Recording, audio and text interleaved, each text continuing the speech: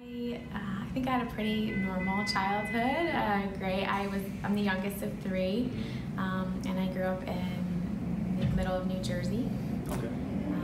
I felt really privileged, not in the silver spoon sense, but just in the sense that I had a lot of love around me. My parents opened the first home for babies with AIDS in the country, and they started what's called the AIDS Resource Foundation for Children in 1985.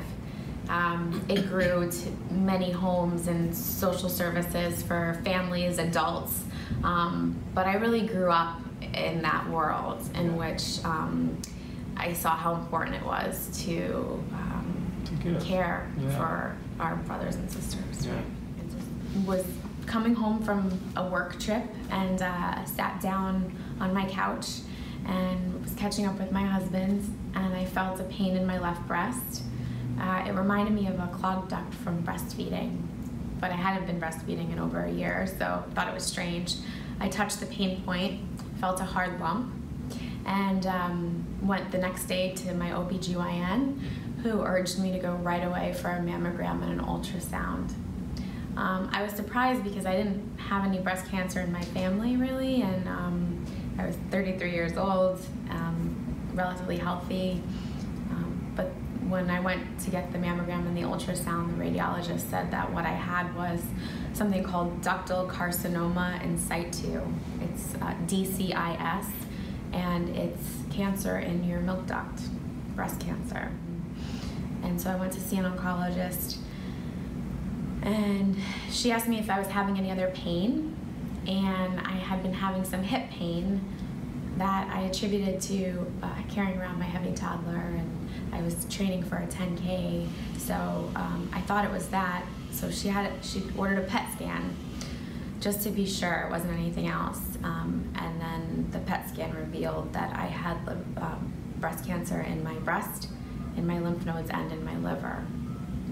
So what I thought was something that could be caught early was in fact not. It was stage 4 metastatic breast cancer. I was working full-time in marketing and climbing the corporate ladder. I was also doing the mom thing and you know, running around from work to daycare, dinner, and I was active. I was training for a 10K and yeah, busy, but fulfilled. So whereas I used to be able to, you know, be the chauffeur and the doctor mom and the, you know, cook and clean and do all the stuff, I can't do all of that anymore. And so it's hard, particularly like when Olivia gets sick. My immune system's compromised, and so I have to be really careful about getting sick. And you know, when she's sick, she just wants mommy, you know?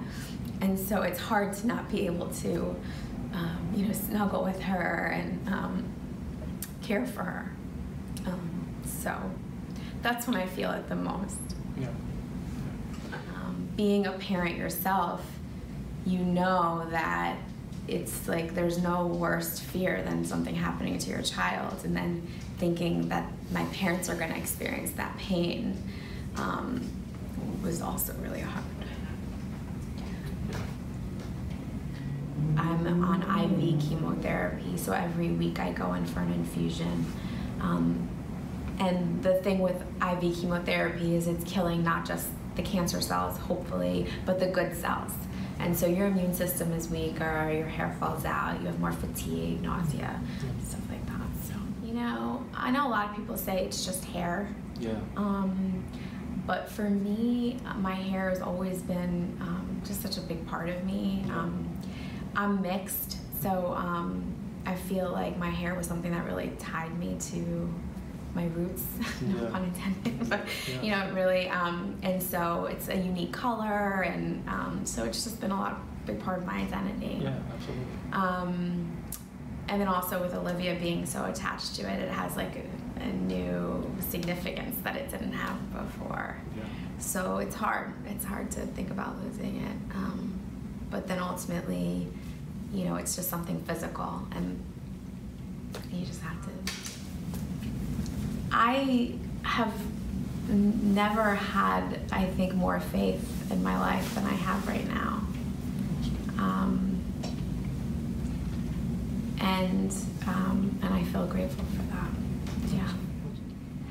Cancer does have a way of putting things in perspective. And so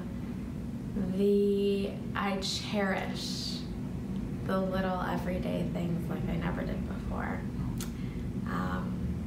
This afternoon we're going to a casserole cook-off at my neighbor's. Olivia, my daughter, loves to eat, and she's very excited about our vegetarian chili casserole that we're entering into the competition. And I'm excited about seeing her eat it and run around with the neighborhood kids. But what I do is I prioritize what's meaningful, and I try not to spend time doing things that aren't, because I don't have that luxury of time. Yeah. And when you don't have that luxury of time, it's amazing how you can feel so much more fulfilled in such a shorter period of time. Yeah, I think it's important to have a sense of urgency in your life for the things that matter. People that are important to you that maybe you don't see as much, making time to see them. Things that you've wanted to say, just say them. I've said I love you more in the last year, more in a day than I'd ever said before. Because I know if this is the last time we're having that conversation, I want you to know that.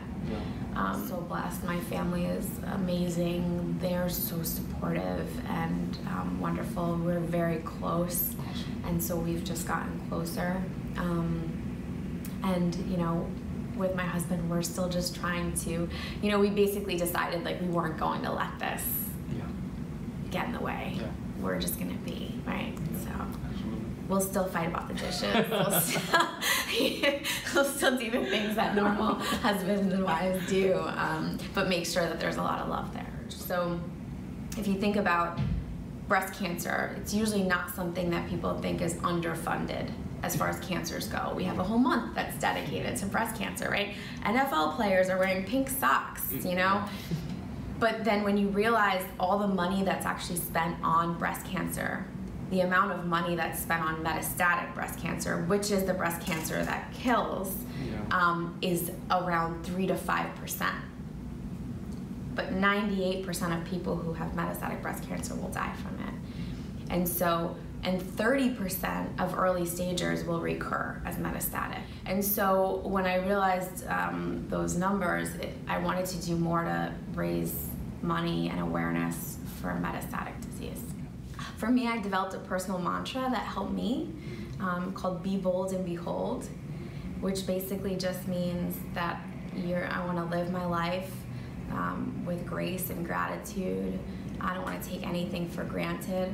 I want to face my fears every day, and whenever possible, just choose to see the beauty that's in front of me. So some of the things that I'm looking forward to. Well, the big thing is I want to be able to walk my daughter to school on her first day of kindergarten. I remember the first time my daughter could put her shoes on by herself. Normally that might have been something that I was like, oh, good job. But I realized that that's a milestone that I really want to celebrate, because I don't know how many of the big ones I'll see. And so the little ones become really significant. There is this book that I love, and so I say, wherever you are, my love will find you. Because I want her to know that my love is always surrounding her, whether she can see me or not.